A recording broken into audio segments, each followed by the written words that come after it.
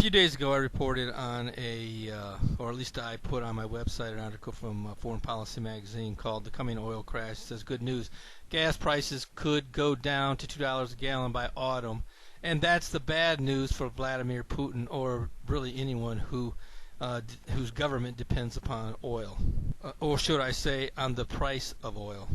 Well, even though this news may cause us to jump up and down, many around the world, the petro-rulers of our society are kind of cringing at this news, or the possibility of this news coming true. And this is what this article basically states. Even though we are happy about this possible plunge by autumn, less so are the world's petro-rulers, who are watching the price of oil, their lifeblood, plunge at a rate they have not experienced since the dreaded year 2008. Industry analysts are using phrases such as devastation and severe strain to describe what is next for the petro-states should prices plummet as low as some fear. No one is as yet forecasting a fresh round of Arab Spring-like regime explosions, but that's the nightmare scenario if you happen to run a petrocracy, which basically is a nation that depends upon petrodollars, which Russia does, which Saudi Arabia does, and a number of other nations. They depend upon the cost of the price of a barrel of oil. To understand why your average oil king is right to be worried at the moment, grab your calculator. The price of U.S. traded oil fell to $83.27 a barrel on Monday, and global benchmark Brent crude to $96.05 a barrel. Now juxtapose that against the state budgets of Iran, Russia, and Venezuela, which require more than $110 a barrel Brent prices to break even, according to generally accepted estimates, and you'll see the problem. So basically what's happened is this right here, is that Russia, Venezuela, and Iran have to have the price of oil, or Brent crude oil. It has to be above $110. Anything below that, they can't break even with their budget. So right now, at this point, they're kind of in a crisis mode, because they're losing money. If Brent crude is at $96.05, that means that they are almost $15 under what they have to break even per barrel. Now that's a nightmare scenario for them.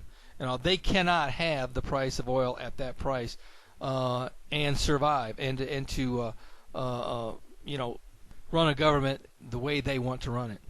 Given this already existing revenue gap, one might fairly wonder what would happen if, as Citicorp's Edward Morse says is possible, prices drop another $20 a barrel for an extended length of time. Oil economist Philip Verlegger's forecast is even gloomier, a plunge to $40 a barrel by November. Or finally, what Venezuelan oil minister Rafael Ramirez fears, $35 a barrel gas or oil prices, near the lows last seen in 2008.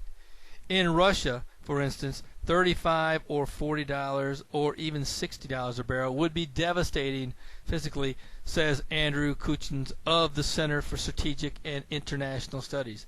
That could damage the standing of President Vladimir Putin, since his popularity and authority are closely correlated with economic growth, Kuchins told me in an email exchange.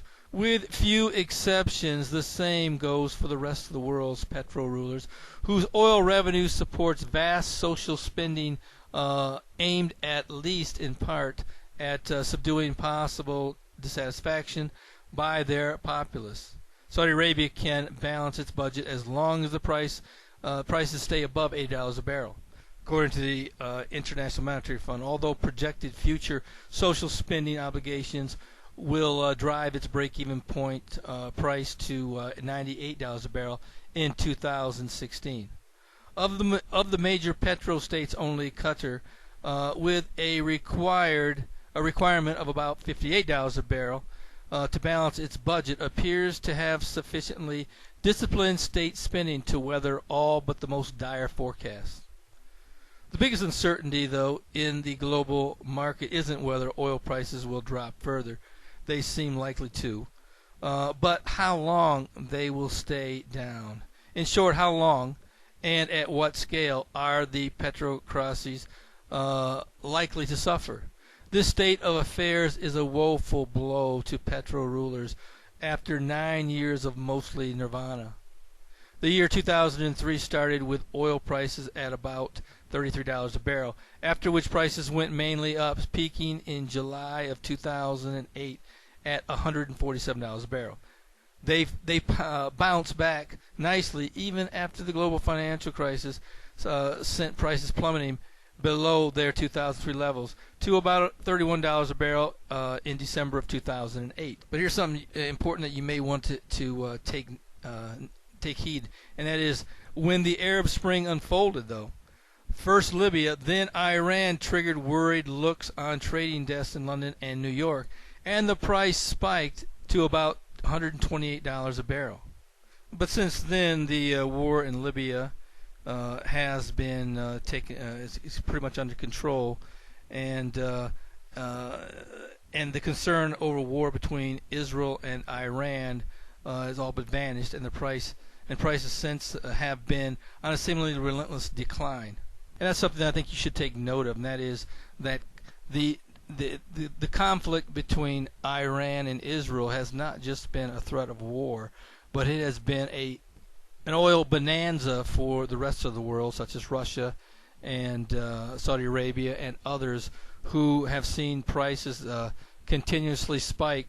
Seemingly almost every time something dramatic happens, or some dramatic announcement, or whatever the case may be, between the possibility, and not the reality, but the possibility of a war between Iran and Israel, an Israeli preemptive strike, or maybe Iran not cooperating in talks, or the fact that they're getting closer to actually creating a nuclear weapon or something of that nature.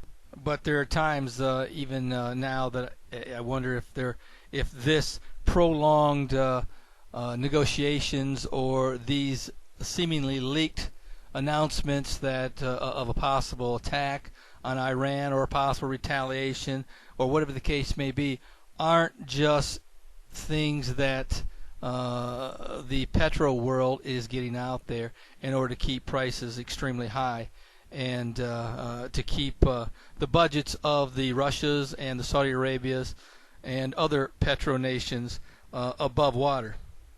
Again, I just said that's something you might want to think about. But we'll see in the future what happens. I'm not sure that Iran really ever wants to actually create a nuclear weapon, although I have to believe they do. But even if they didn't, this keeping these negotiations going as long as possible, with newly created threats of talks and of oil disruptions, I just have to believe that benefits Russia and the rest of the oil community. And truthfully, I don't know that it doesn't help the United States as well. Something that you should know, and I'm going to go ahead and I'm going to get back to the article. You're going to find out that it doesn't necessarily hurt the United States either, because I don't know if you know this or not, but the U.S. now is very big into oil sands, and it costs a tremendous amount more than it does to harvest oil from undersea or from the ground or whatever the case may be. That has been the traditional way of pumping oil. And all, there's a higher price point in order to break even on that. And I'm going to read something here in a second that might surprise you. Now going on with the article, says now a convergence of forces is weighing on petro rulers' nerves.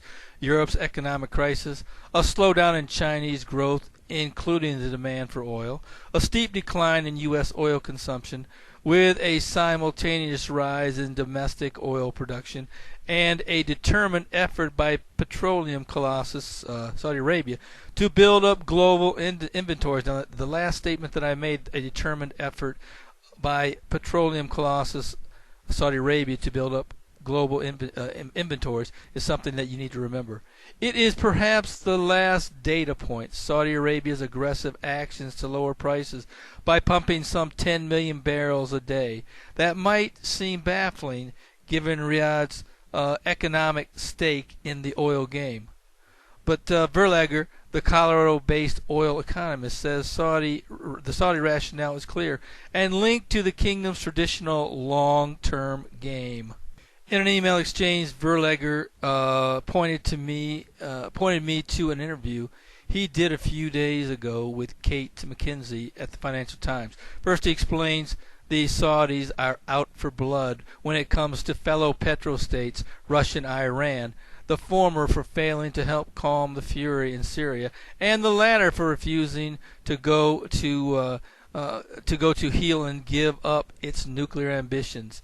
In both cases, Saudis think lower prices will produce a more reasonable attitude. But that's not really, I don't really believe that's really what their end game is, even though it probably has some weighing. But this is there's something else in here that I'm going to point out to you in a second. In addition, Saudi Arabia is terrified of current U.S. boom in shale oil. It is hoping that lower prices will render much of the drilling in North Dakota's Bacon Shale and Canada's oil sands uneconomical.